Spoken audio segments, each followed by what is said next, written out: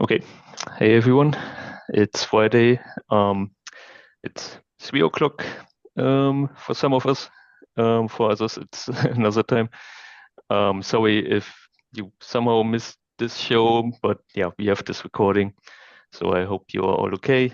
Um, you might have guessed it. We had a little bit of a time zone hiccup, or my fault. Sorry for that. So, with that, let's start. Um, with the usual um, introduction. We are amplifying F sharp, and we try to um, emphasize participation in the F sharp ecosystem with our little initiative. Um, Today's session is just about that. It's Matthew Watt's session. He has done some really great work in the ecosystem, and he will talk about his experiences. It will be a little bit of showcasing, a little bit of a conversation, a little bit of questions and answers, we hope. So yeah, don't hold back any questions. Like this session will really live and thrive from your questions. And yeah, with that, I will give over to Matt. Yeah. Well, good morning or good afternoon or wherever you happen to be watching this. Yeah, my name is Matt. I guess I'll kind of introduce myself a little bit. I have been um, kind of a participant in the F-Sharp ecosystem probably for only about a year. I really kind of started participating mainly through the Discord, just jumped in there and tried to watch the conversations that happened and kind of skulk around and just kind of get my bearings on things as I was learning F sharp. Um, I got bitten by the functional programming bug a couple years ago, and it kind of ruined me a little bit. So I work in a C sharp shop as a closeted F sharp developer, so to speak, which I think some people could probably relate to. It's just this like, yeah, I wish to be writing F sharp, but they pay me to write the C sharp. So, um, but I've tried to be an advocate for F sharp where I work, and been trying to advocate for it in in the ecosystem and everything like that. So that's kind of what I've been doing. I just found that functional programming and learning it and applying it and teaching it is kind of re-sparked my energy for software development and for programming. So and that was after a few years of kind of feeling bogged down with just I'm checking in, making the paycheck, and checking out. So, this is F sharp is kind of the rejuvenation that I needed to re-spark my joy for what we do. So as professionals. So that's kind of who I am and what I've been up to. And I think I can try and start going through some of these bullet points um, of what we want to talk about. The first thing is how I choose the projects worth putting my energy into. Um, I think that's an interesting question. And it's a little strange for me to answer that question because I've really only contributed to one project in a major way so far. And even then, that was only a handful of pull requests. But the one that I did was the FS Toolkit, which I think is a great library. It kind of has a lot of useful functionality. It's not in the core library, F Sharp Core. Um, and I was working on just like a side project that I was doing just to kind of get myself writing some F sharp. And I noticed as I was coding that there was a function in that library that was not there that I needed to use or wanted to use. And I was like, well, let me go check to see if there's any issues on that repo to see if anybody's done that. Um, and they hadn't. So I was just like, well, I'll do it. So created an issue for it, opened a pull request, and um, just kind of waited to see what happened. And to my surprise, Jimmy reached out and was like, "Hey, this looks great, thanks," and merged it in. And it almost felt a little bit like that was too easy, right? Like that, it's like I think there's this mystique around open source contribution that's like, ooh, only it's only for the cracked developers that do that open source contributing stuff. Like I'm making my 8 to 5 and all that sort of thing. Was But it no, go ahead. Yeah, please interrupt with questions. was that like your very first pull request on GitHub, or like have you done other things over the years, but it didn't just somehow stick with you? Or... Yeah, that's actually a really good question. So I have done some open source stuff before, but not with like a language ecosystem. Mm, I've spent some time doing work with crypto. There's a project out there called Zcash, and I did some mobile development on an open source mobile app for them. So, but I don't know, it's something about it felt different because it was like I was contracted to work on it, so I had some funding to do it. This was just something where it was like I saw a need and I was not paid to do it, and I was just like, so I'll do it because the famous intrinsic motivation thing. I know, yeah, that's not everybody. It's a whole thing, right? But Mm. yeah, so that was kind of I was just like I saw the need there, and I was like, I'm bored and I want to scratch the itch, as Florian likes to say. That's kind of the language I've been using is like just scratch the itch.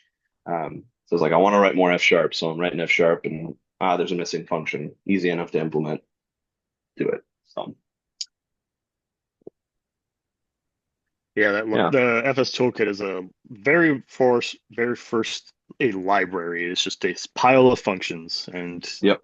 it is. I try to keep it as simple as that. Luckily, it doesn't have too many constraints around very specific behavior. It's like it's a in and out real quick, which you can get in and do. Yeah, which makes it very approachable as a first, an entry point of contributing, which is kind of, I think, probably why it worked out so well for me to do that. So, and it's interesting too, because as I've been reading, like, I just, over I mean, I'm kind of coming into something with a lot of history and a lot of, there's like F sharp goes way back to 2002. And like there's so much that has happened before I got here. And so it's interesting to learn about the sorts of things and reading blog posts and seeing people re-implement some of the stuff that is, in FS Toolkit. And I'm thinking to myself, why not just FS Toolkit? So, but yeah, that's a sidebar. Um, but yeah, so I mean that's really the kind of the reason why I got into that project. There is another project that interested me that I'm thinking about what it would look like to kind of adopt it. It's a project called FSDN. I've chatted a little bit with Jimmy and Florian about this one. It's so some backstory to this is I spent some time last year um, learning Haskell last summer because yeah, and can't say that. I got to be careful to say that word in this room. Uh, I spent some time learning it because as I was initially learning F sharp, I found myself falling back into my old ways of thinking, like because F sharp is like a wonderful language in that it's very versatile and it lets you do that. But I found for learning it would be helpful for me to be forced to think in terms of, that functional first style. So, and Yeah. Haskell seems to be the tool to do it. So, and it certainly did. Um, and Haskell has this neat little tool called Hoogle, which is essentially a search engine for APIs where you can search via function signatures and things like that. And it's kind of like pivotal to Haskell development. Like you've got your IDE up and you've got your Google window like for for your documentation. So it's pretty sweet what they've been doing over there. And when I was working on kind of that same project where I was like, oh, there's a function missing in the FS Toolkit library. It would have been nice to have a website that I could like look for the function signature that I wanted and have it pull up. Here's FS Toolkit, and here's the signatures that match that and what you're looking for. Instead, I was on the GitHub site just digging through source code and like, okay, where's this sort of thing? But that's another thing too. I found myself digging through the source code because I was like, certain things aren't documented. So I ended up opening a pull request with a bunch of documentation as well because I was like, these functions aren't documented. Let me just quick, you know, add Git book entries, which was a Saturday afternoon. So, um, but anyway, back to FSDN. It's a project that I stumbled across as I was looking for, like, is there a Hoogle in the F sharp community? And that was kind of what I got pointed to. And the last commit on it is like 8 years ago. It's like, oh shoot, that stinks. And like the live hosted site is completely dead. And so I was like, it'd be kind of an interesting project to take on to see if I could get that resurrected. So it's something that I've been toying around with a little bit here and there. I haven't made a ton of progress on it yet, but it is something that I do intend to keep What is hacking around on. what is it based on? Is it like reflecting on, I don't know, a gazillion NuGet packages and having an index of these things, or how does it work? Can you share maybe Hmm. some implementation details? Oh my goodness. Well, that's the thing. I'm still trying to figure out how it works. Um, eh, Another little bit of background about me is that I've only been a .NET ecosystem developer for since October of 2023. It was something that I picked up out of necessity in getting hired at my current role. Um, and so yeah, I'm still learning. Hold on. I am still learning a little bit, quite a lot about the ecosystem and everything. And so this particular application is um, has a well, right now it's split out into two different repos. So one of the first things I want to do is I want to roll it into a mono repo because nobody got time to manage multiple different repositories. Mm. Um, and then one of the repositories kind of hosts the code for the API and the web front end, which is an old Vue 2 app. Um, and so there's that piece of it, and then that API uses the other repository, which is called F Sharp API Search Engine. And you know what? Why don't I just share? Because this will be cool um, to show. Uh, It might be even good to kind of just go through the code because even yeah, though because I've not really looked deep at it, I have so much .NET lore in my head, I could probably just answer questions. oh yeah, I mean that would be great because I think this is my to answer your question. My first step is to understand how this code is working, so that I can actually uh, get it updated and get it redeployed and then start making enhancements and improvements. So this is the main repo. I've forked, and then there is. Let me pull up a tab for the other one. Get the Zoom thing out of here. Um,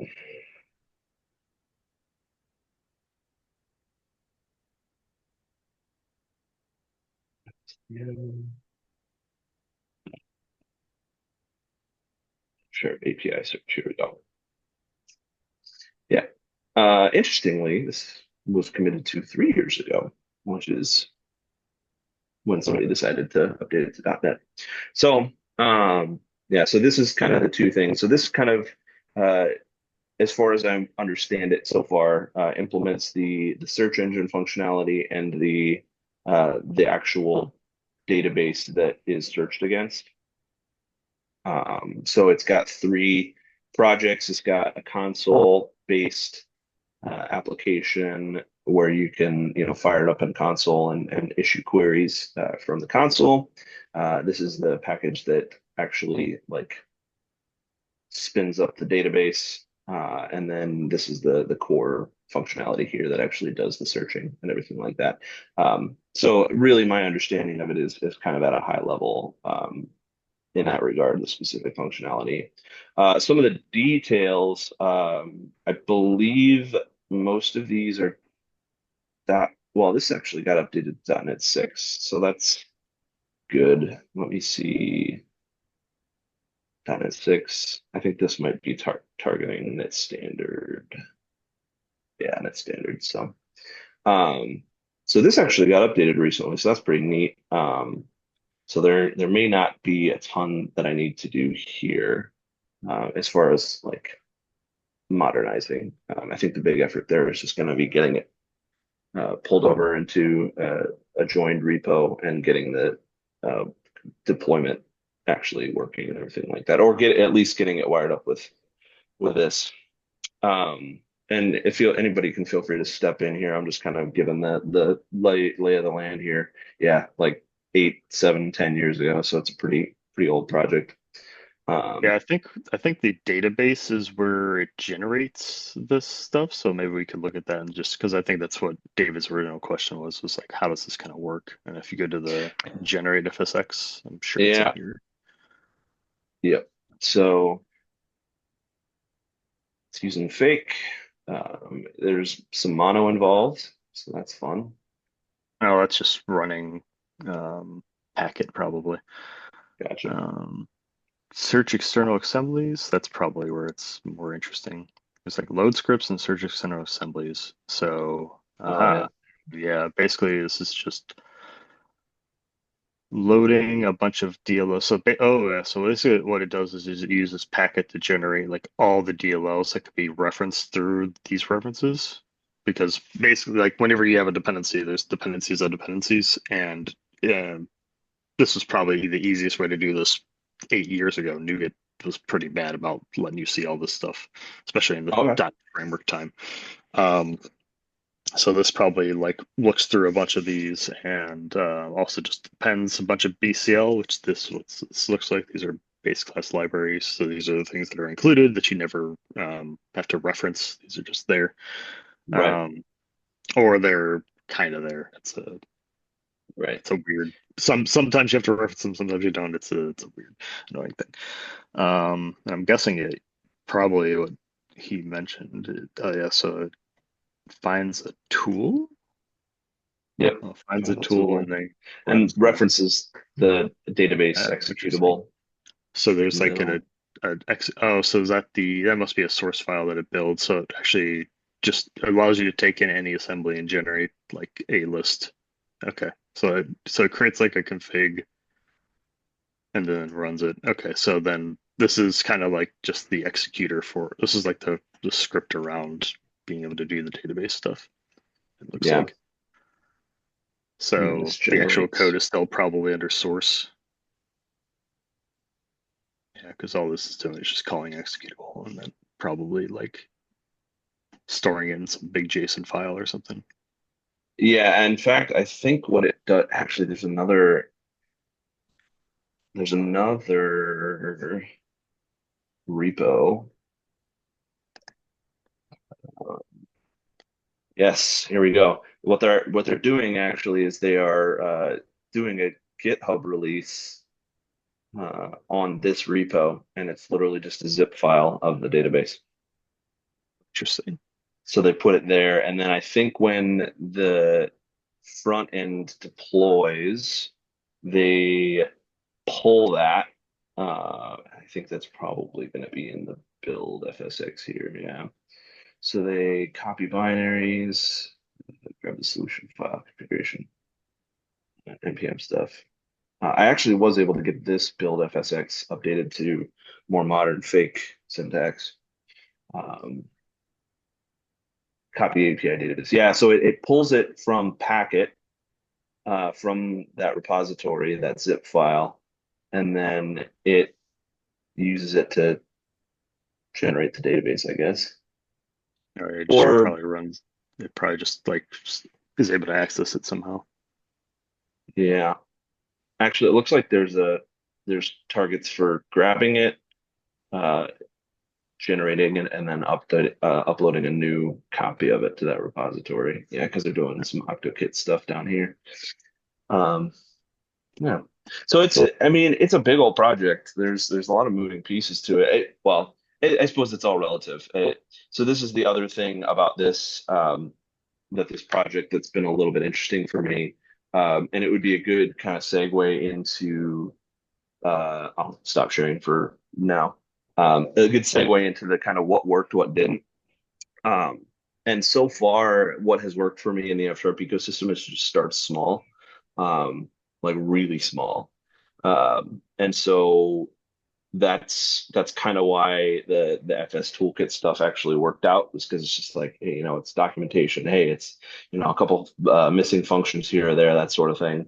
Um, I think what hasn't worked so far is for me has been like trying to bite off more than I can chew.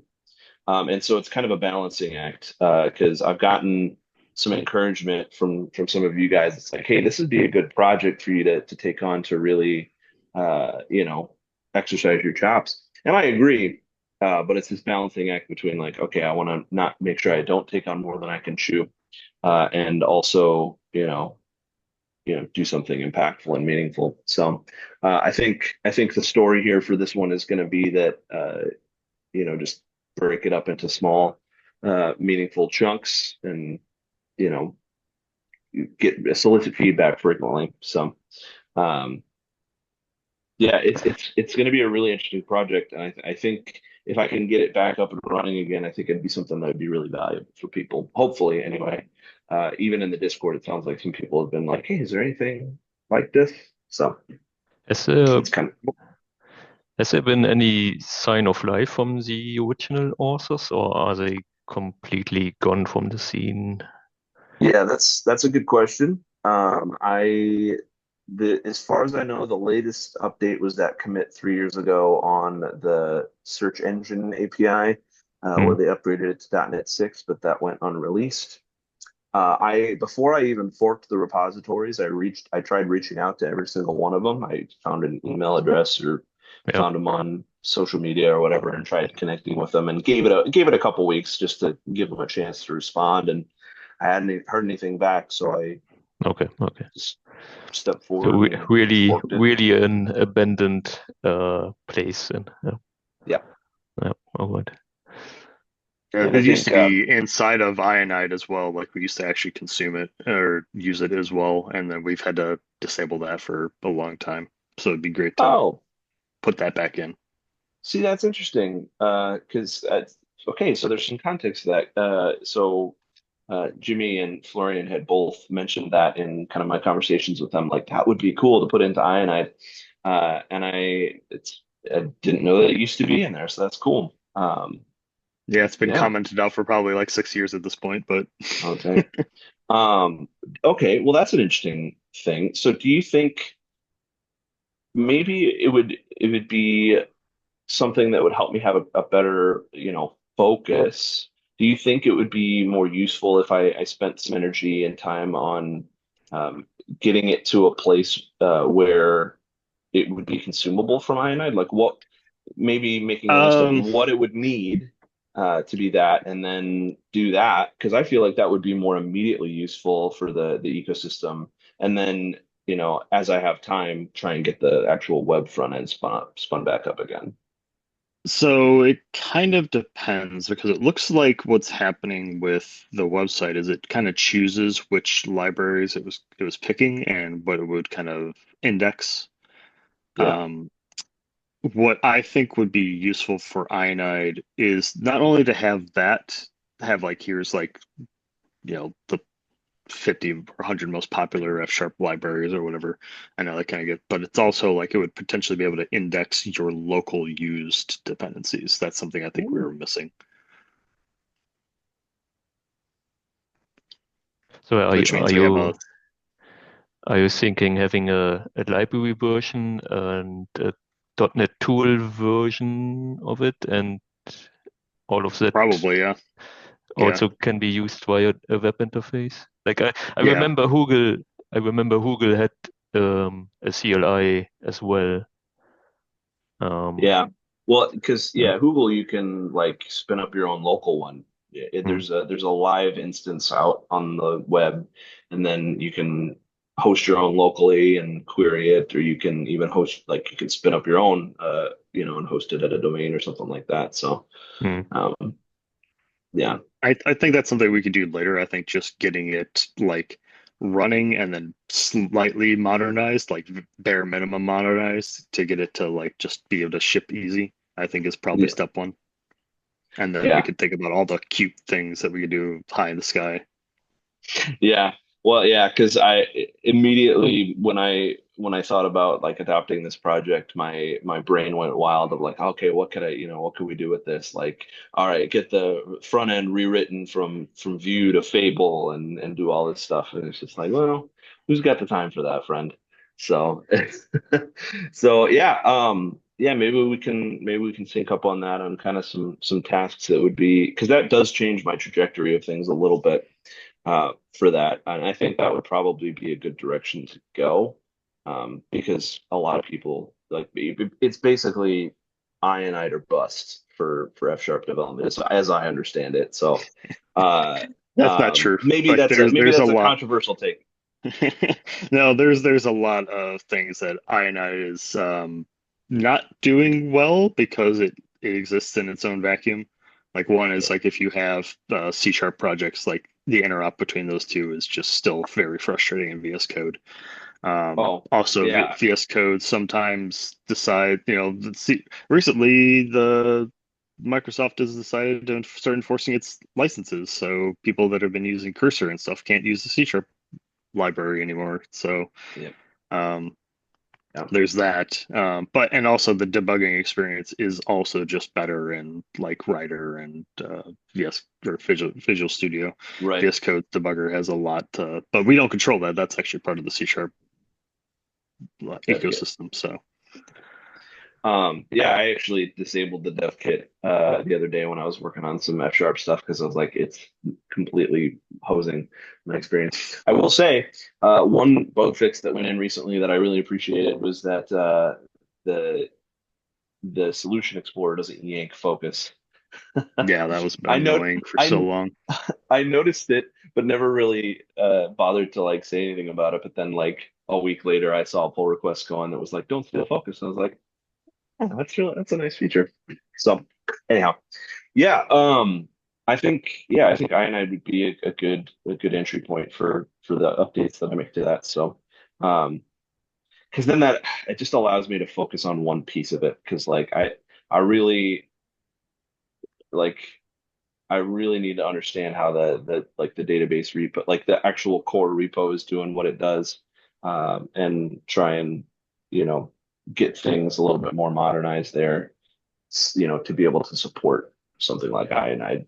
So Yeah, I think it'll be easy to. I think it'll be better to kind of like make sure that we just get it running and then figure out like its core. Because like at that point, you can kind of figure out its core components, and then we could probably simplify because like it is right, probably a little more complex than it needs to be. I don't know yeah, why the decisions were chose that way, but also a project started 10 years ago. A lot of different things are around, right? Like there wasn't even like GitHub Actions. There like .NET yeah, Core was still kind of like a weird flaky thing 10 years ago. Like you could use it, but it was yeah. still kind But of eh. choose mono instead, right? Yeah, Yeah. I mean, Mono was more stable than .NET Core. It's for a while too. Like it hard to believe nowadays, but that was a reality. I used Mono exclusively for a while, and that was kind of the case. yeah. Yeah, so that's great. I think that gives a little bit of direction to kind of the work for that. So that is something that I hope to take up and do. So and since there will be kind of some integration with Ionite, maybe I'll sync up with the developers of that project and get familiarized with the code base there. Because I think you're right. I think the big daunting thing is just like not understanding all of the bells and whistles and flags that are on that project. And it's just like, do we need to have all of this? Uh, it it's like what are the core things that need to be exposed from this to support the functionality that we want. So yeah, cool. So let's see. Do we want to like pause for any questions or anything like that?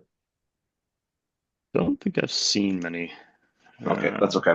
I just wanted to make sure I wasn't blabbing on and not giving people a chance to chime in.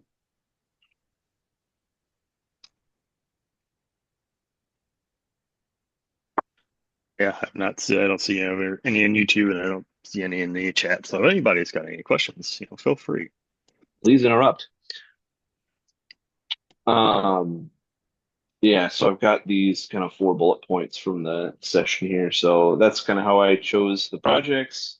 what has worked, what has not worked. This third one is interesting. So, what the F Sharp community should improve to attract new talent. I don't feel like I have any authority in any sort of way to answer this question. So maybe this is a good place to open that up to conversation because I feel like the Discord has kind of buzzed over the last week with this kind of conversation, and so maybe this would be a good place to talk about some of that. I don't know. I think like because like when you're so deep into something, it's like you kind of forget where the pain points are because you just know you have it indexed in your head. Like you have this thing is here, so just do this. I think that's kind of like the disconnect that a lot of the longer time veterans like myself have with like knowing. And so having a new person point out like this is missing, like FSDN, for instance, it's like, yeah, that would be great. But like what other things? Like what's when you hit a roadblock, like what are you stuck on? Like why are you stuck? What's causing that? How can we make sure that we expose those getting those unstuck points as quickly as possible? Yeah. Um, yeah, there's a lot there. I guess it's also a little bit hard for me to answer that question because this is kind of like my first foray into a language open source ecosystem. Like my prior experience has been like cryptocurrency, stuff like that. Which I mean, I guess involves some tooling and stuff, but it's kind of my first foray into languages. So, um, I don't know. I guess one of the things that I think could be potentially scary to somebody coming in is um, like the F sharp identity, right? It feels like a little bit right now. F sharp is experiencing a um, I don't want to use the word crisis because I don't think it matches, but it's definitely going through a period of like who are we, like, and what's the future, like where are we going? And I think one of the things that can happen when um like you said, like you've been in the ecosystem for so long, I think it's easy to just like get comfortable. And one of the things that I don't know. I guess one of the things that I always felt was F Sharp's strength, like, was the curiosity aspect of just like, I wonder if you could do this, or I wonder if you could, what it would look like to do this. I read so somebody had posted the like the brief history of F Sharp um, in the Discord the other day, and I was like, that looks interesting. I'm going to read that. And it was really interesting to me to hear that the kind of inception of F Sharp was from Don of, I wonder if you could get OCaml running at .NET. Could you do that? And he just kind of went and rolled with it, and that's a really cool thing. And I think that curiosity and that inquisitiveness is a strength of the functional programming community, like as a whole. It's just like, man, how can we do things better? How can we really lean into doing things correctly and all those sorts of things. And so I don't We know, maybe go can ahead. we just briefly go back to the crisis thing because it's Oh, kind of sure. interesting to me. Like for you, what gave you that expression? Like was it some Discord content or was it some web content, some like what some social media thing? Like what was it that made you think like that? Well, I think it was a little bit the Discord, right? There was a big Mm. long like conversation that happened the other day, and it was a lot of bringing up, here are the problems, here are the issues, here's some of the headwinds that F Sharp faces, and maybe it was a bit of a personal like just interpretation for me of, oh man, like there's a lot That's go fair. That's fair. yeah, there's a lot going against I was some. just interested in like yeah. I mean, I have I share your your opinion, but yeah, like my reasons are different. but Well, it's still yeah, interesting. Yeah. Okay. y- yeah. And I think I think maybe my perspective on it is, coming in like really excited. Like I said, the the functional programming and F sharp in particular, I was like, okay, I'm excited. Let's go get involved. Let's go do this. And then, seeing conversations of like, well, F sharp's glory days are behind us, which is no, like there's, I don't want to I don't want to downplay anybody's thoughts or experiences because that's important and that's valid. I think it was just for me a little bit like jarring as somebody who, was, freshly motivated and driven, and then coming in and being like, oof, some people are kind of just, I don't know, like it. I don't know. It's like the hindsight 2020. Like it's easy to look back and think that all the best is behind us, but I think one of the things that could help maybe is just like a fresh spark of energy. I don't know what that would be. I have no idea. Um, and I People and like I think you. I think that's you. That's you. oh, okay. Well, sure. I mean, and I like to get people excited about stuff. Like I've been at the office here. I've been trying to, get better at explaining concepts just on the fly. So I'm doing some new hire mentoring right now, and I'm using that as an excuse to like, all right, let's whiteboard. I'm going to explain what map is all about or what bind is all about because it validates my understanding of it, and then it also helps me to like get other people excited and interested in learning themselves. So yeah, I'm glad to like help people get excited. Um, so yeah, we just need more of that from more people. And the interesting thing is that the ecosystem has had those people in the past. Like I've been very influenced by guys like Scott Balash and guys like Mark Seaman and these guys that write fantastic content. And what's the next thing? Like how are we gonna move forward and get more people excited about it? Because yeah, it's just like if we really believe that functional programming is like valuable and allows us to deliver really robust, solid software, like I, let's just do it, yeah. right? I don't know. Like I think functional programming as a whole movement or as a whole paradigm, so community has just failed to make good PR like OO did. Like Yep. um the last a couple of weeks ago in Berlin there was the BobConf and there was a whole talk about like how we failed as a community to really tell people, hey, this is actually a better way to manage complexity. This is a Hmm. better way to build um, complex maintainable systems.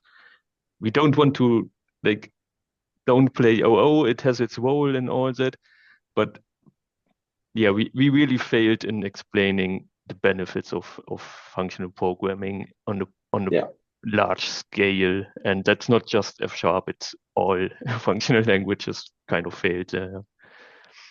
And it I mean we made the other languages pick up features from us. Like absolutely, we succeeded in this, and it like there is a reason why all the OO languages got more and more functional features. Yep. But as a whole, yeah, the paradigm functional has not really succeeded, and yeah, it Yeah. it's not just F sharp. I want to say.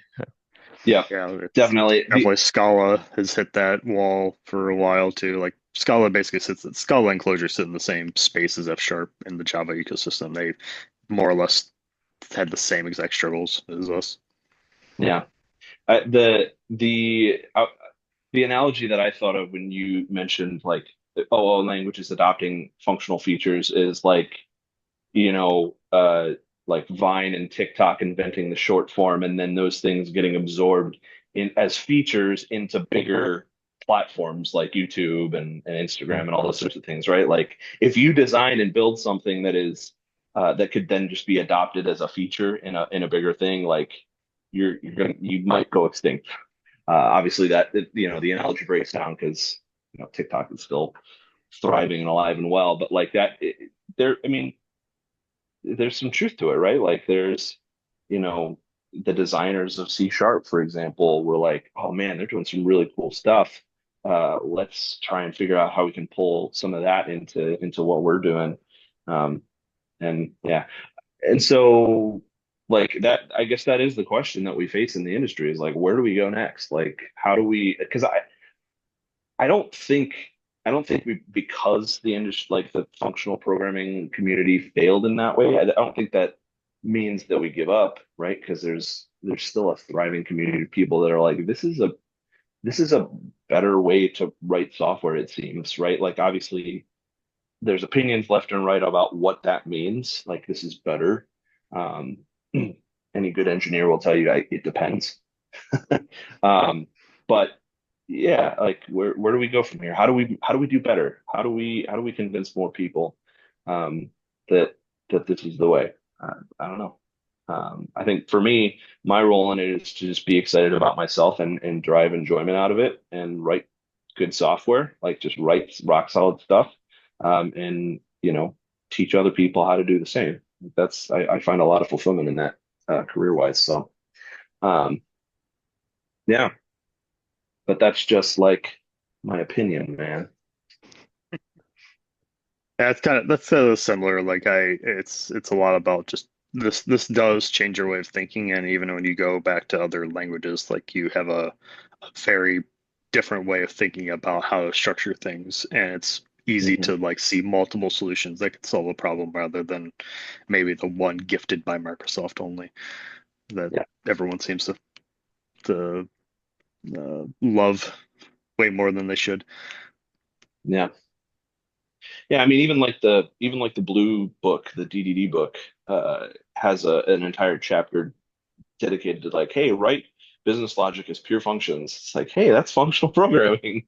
And so like, yeah, like that's my encouragement to people too. In fact, I did a lunch and learn here that was like that was entitled "Write Better C Sharp Code by Thinking Like an F Sharp Programmer," because you can like there are really solid, and that's kind of like where my F Sharp Advent blog post came from of just like these are the kind of five things that I've noticed about functional programming that are like in principle things that you could apply in any language and you should try to because they solve a lot of problems and prevent a lot of major issues that can happen, and that sort of thing. And I don't know. Maybe that's the just the stark reality of this, and maybe we're just doomed to be the idea pool that the major OO languages pull from and steal from, and then we're left with Until our, and until they have immutability by default, they're not gonna survive. I think they're gonna survive, but they're gonna still just keep hitting the wall on problems that they can just avoid. right. Yeah. Yeah. And So, expressions like oh, yeah. everything is an expression.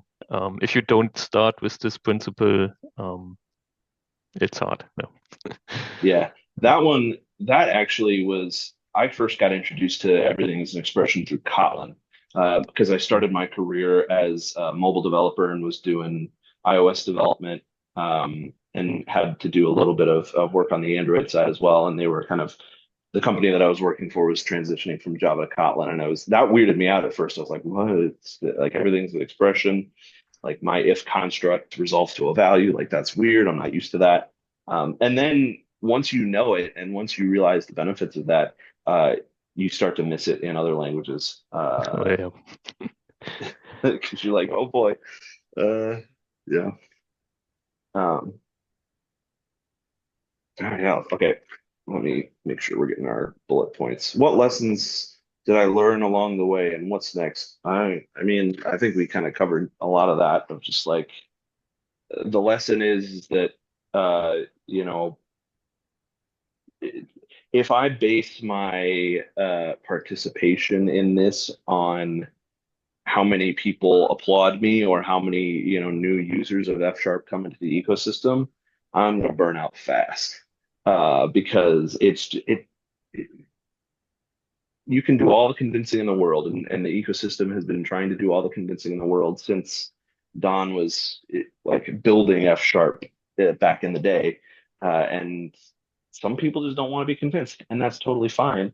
And so what I'll do is I'll enjoy what I do and try to get better at what I do every day, and help people to do the same. And I think F Sharp is a great vehicle for doing that. So that's kind of the lesson that I learned. And it just keeps me sane, right? Because you know, if I'm the guy that is going to be at the office in a C sharp shop being like, F sharp, let's go. And people are like, no, I don't care.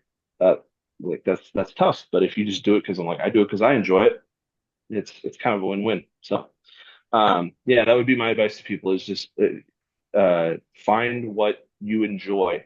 For some people, that's going to be Ruby. For some people, that's going to be C sharp.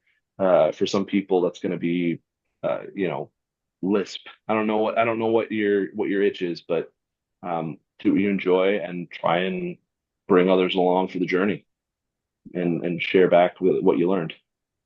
So Yeah, that's a really good take on it all. We have a question in the chat from DML. What are some of the easy wins in terms of porting F sharp or functional concepts to writing C sharp code? I find that I end up writing a lot of single method interfaces. that's a great question. Some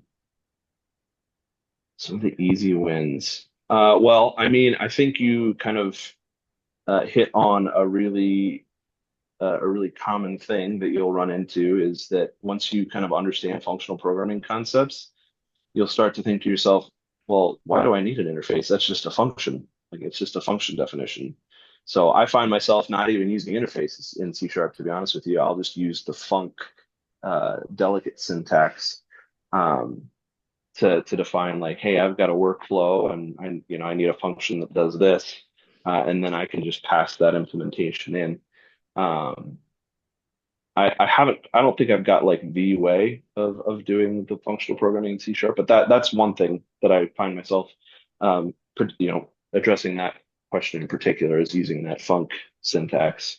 It's very useful. Because yeah, like that, it just when you start thinking in a functional mindset, you find yourself thinking a lot. That's just a function. It's a function. Yep. So if any of you guys want to chime in on that question, you know, I think That's kind of the I'd be same. interested. You kind of end up with like you either go down the path of you think of you just either say this is a function accept or it's an interface and you're just comfortable with making single case interfaces because you want to put a name to it because sometimes this is kind of like an operation that seems to be like something that you would want to potentially swap out, but even then like you don't necessarily need to. Yeah, It's fine. A name can be a name can help identify things like creating a bunch of interfaces can be good if you like naming things, but it's a depends on kind of how you want to organize your stuff. That's more or less that's kind of a taste thing. yeah. I That's actually, sorry, go ahead. You got it. I think like very basic stuff like pure functions, having like a collection of C sharp pure functions, immutable stuff, yeah, state management in a functional way, like more like transforming state values from one to the other instead of having all this yeah, state handling via objects can make life easier. I mean, you have to keep your own context in mind for all that, but like when I did a lot of C sharp in the past, these like very basic principles helped quite a lot in keeping complexity manageable. And Yeah. if you really want to go deeper, there were whole books about functional programming in C sharp. Like Yeah. not, I mean, you can look down on these things because it's not the real deal, but if you have to just make a living with the tools you have, it's still an improvement. So Yeah. I've seen some people make the argument that like doing monadic stuff and sorry, I used the M word. Uh, there's some people that would say, well, that's not idiomatic C sharp, like write idiomatic C sharp, and there's some validity to that, but like you said, like whatever helps you to write code that is maintained, you have to keep your domain in view. Like whatever helps you write code that is maintainable, testable, and extensible, right? Like that's the key there. I did actually want to go back to something that you had mentioned, Jimmy, because there's one thing in uh, there's one thing in F sharp that I haven't quite found an analog to in C sharp that I miss, and that's the ability to define a like essentially what you talked about, giving a name to a function signature. So like doing type name of my function type equals this. The only thing that I could find in C sharp was doing a using alias, but that's not quite the same, and it's like scoped to a file. And so I guess interfaces would be Those are one the way to do it. same. Yeah, those are basically the same. Like an alias, like that's how you do aliases in C sharp, I believe. Yeah, which I always felt was a little bit unsatisfactory because it's not. I mean, can you do global like using aliases like that in C I don't sharp? know. C sharp has changed quite a bit of their semantics in the last like Sure. 5 years, so maybe. Yeah. Because the other thought that I had was to define a delegate, like a custom delegate type. But then I was like, man, I don't see a lot of people defining custom delegates these days. A lot of people just use func, but I kind of want to give it its own name. So would using a delegate in that way be idiomatic? Again, the idiomatic argument. Well, the ASP.NET team that has the bare what's the minimal API, they use delegates as their things, and for better or for worse, delegates can be a little too expansive on their arc on how much they accept. So you might want to look into see if that's good boundaries or not, because like you can easily just be like, oh, I'm just going to shove whatever I want into here, and hopefully we figure it out. Like Right. that's not what you want. You probably want to be a Right. little bit more structured. Yeah. That's interesting. Okay. Yeah, because I stopped a coworker of mine who has years more C sharp experience of than me, and I asked him the same question, and he wasn't quite sure. So I was curious about that. That is a good question. Like because like we mentioned before, like a lot of us are C sharp devs that do F sharp stuff in their free time or for side projects and stuff like that. So I think getting that story of like how can you apply these principles in your day job is important as well. So that was a good question.